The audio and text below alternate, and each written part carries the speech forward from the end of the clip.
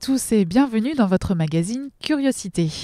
Permettez-moi tout d'abord de vous présenter mes meilleurs vœux pour cette année 2017. Qu'elle vous apporte réussite, joie, mais aussi et surtout de belles découvertes. Pour commencer cette nouvelle année, nous prenons la direction du musée Unterlinden qui nous présente l'objet du mois de janvier. Un objet du mois qui en cache en fait plusieurs puisque Magali Haas, documentaliste scientifique, nous fait découvrir les acquisitions 2016 du musée. Des œuvres délicates parmi lesquelles figurent un dessin, une estampe ou encore une gravure sur bois signée Albrecht Dürer. Toutes sont conservées dans le cabinet d'art graphique du musée.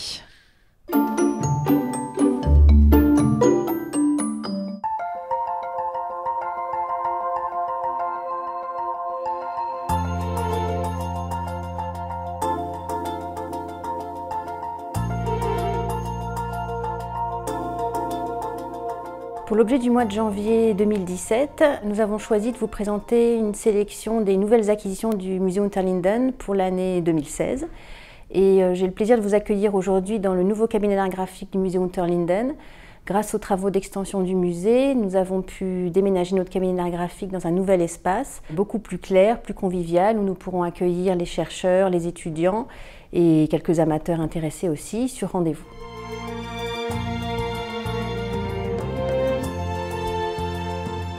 Un cabinet d'art graphique, en fait, c'est la réserve des dessins, des gravures, donc des estampes, aussi de photos.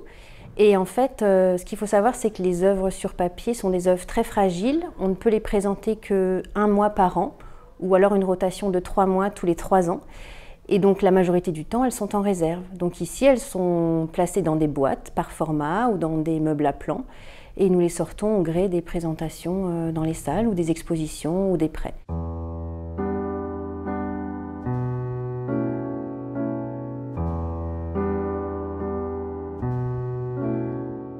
Alors pour commencer, je voudrais vous présenter une œuvre d'Albrecht Dürer, qui est une gravure sur bois datée de 1511 et qui est entrée dans nos collections grâce à un don généreux. Il faut savoir qu'Albrecht Dürer est né en 1471 à Nuremberg. C'est un artiste qui a une grande importance dans toute l'histoire de l'art occidental, essentiellement pour la gravure. Il a énormément voyagé, notamment en Italie et dans les Flandres, ce qui a permis de diffuser son art, des gravures sur bois, sur cuivre et aussi quelques peintures.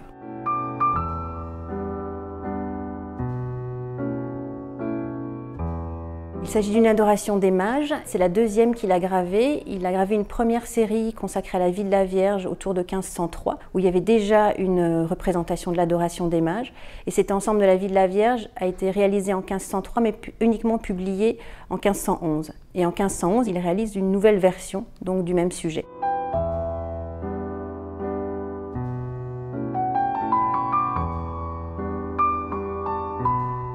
Pour illustrer l'adoration des mages, les artistes utilisaient 2 types de compositions différentes.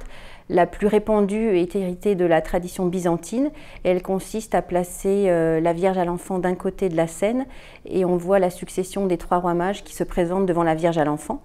Et l'autre composition place plutôt la Vierge au centre de l'image et les rois mages et Joseph de part et d'autre. Mais finalement, dans l'art occidental, c'est plus la tradition byzantine, donc la Vierge d'un côté et la succession, le défilé des rois mages devant elle, qui est la plus fréquente.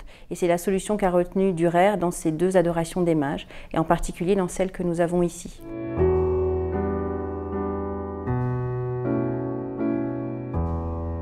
Cette œuvre est une gravure sur bois. La gravure sur bois est apparue au tournant du XIVe et du XVe siècle dans le monde germanique. Et Albrecht Dürer a été un maillon important du développement de la gravure sur bois. L'artiste utilise une plaque de bois, il fait un dessin préparatoire dessus et en fait, avec une gouge ou un burin, il évite les parties autour du dessin. L'imprimeur en fait ancre les parties en relief comme sur un tampon et la plaque gravée va passer dans une presse typographique. La matrice est en fait très solide, elle supporte la pression de la presse typographique et elle permet un moyen de reproduction rapide et peu cher. Donc ça va énormément intéresser les imprimeurs au Moyen-Âge puisque ça leur permet de remplacer petit à petit l'enluminure. Et les gravures sur bois vont servir soit d'illustration dans les livres imprimés, soit comme des images autonomes qui vont être distribuées comme des objets de dévotion.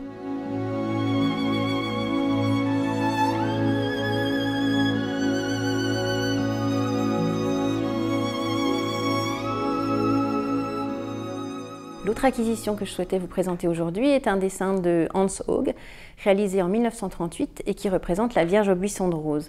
Hans Haug est une figure importante de la vie artistique alsacienne, puisqu'il a été assistant de conservation au Musée des Arts Décoratifs à Strasbourg, puis conservateur du Musée des Beaux-Arts, du Musée historique, du Musée de l'Œuvre Notre-Dame, et enfin, après la Deuxième Guerre mondiale, il a dirigé les musées municipaux de Strasbourg.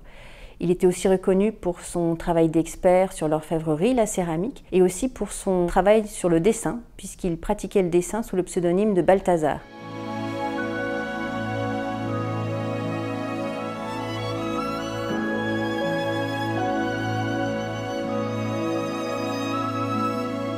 L'acquisition de cette œuvre est importante pour le musée puisqu'elle reprend la figure de la Vierge au buisson de rose.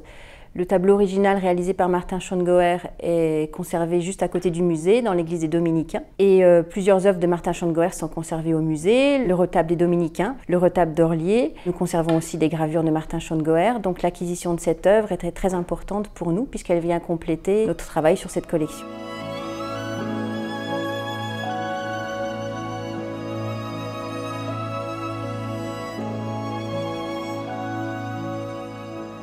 La particularité de ce dessin qui est réalisé à l'encre et à l'aquarelle est qu'il donne une image du tableau de Schongauer, la Vierge au buisson de rose, avant qu'il ne soit amputé.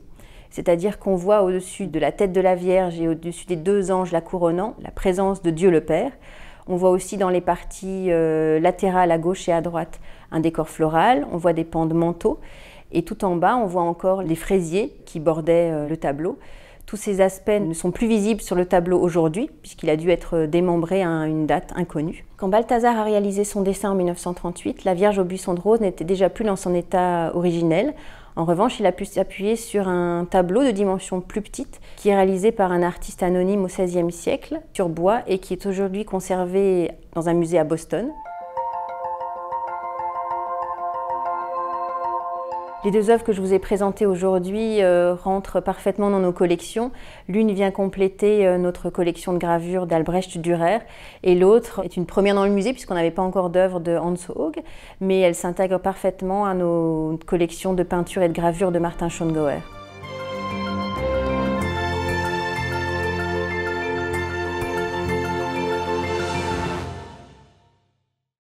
Si vous souhaitez en apprendre davantage sur les œuvres entrées au musée Unterlinden en 2016, sachez que Magali Haas les présentera dans le cadre du rendez-vous du musée Rencontre avec, qui se tiendra le vendredi 13 janvier à 13 h.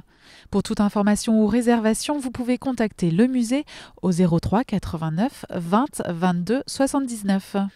C'est ainsi que s'achève votre émission Curiosité. Je vous donne rendez-vous la semaine prochaine pour découvrir l'exposition anniversaire de Mitsuo Shiraishi à l'atelier du graveur colmarien Rémi Bucciali. En attendant, salut!